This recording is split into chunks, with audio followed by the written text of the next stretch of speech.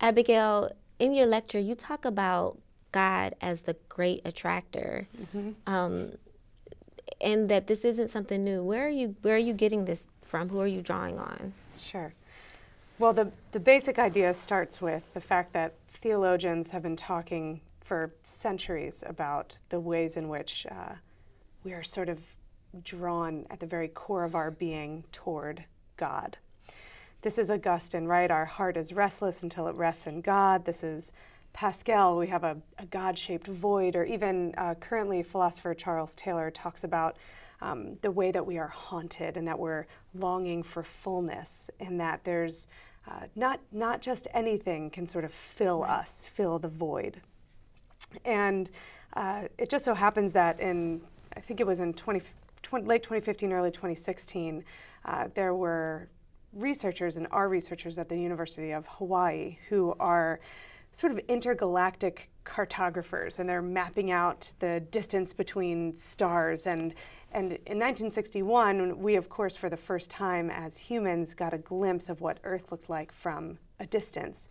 But now, flash forward to 2016, now we're mapping out basically all of the galaxies. So it turns into the Milky Way being one tiny little speck on a huge just family of galaxies. There's something like hundreds, like 100 or 300 million billion suns are part of this huge, large network of galaxies. And University of Hawaii cosmologists are calling this Laniakea.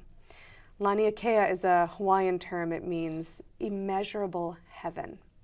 And it gets better because they've also noted that there's this gravitational push-pull going on, and that there's something, they don't know what, moving Laniakea from one place to another. It's being drawn towards something. They don't know what to call it, so they're calling it the Great Attractor.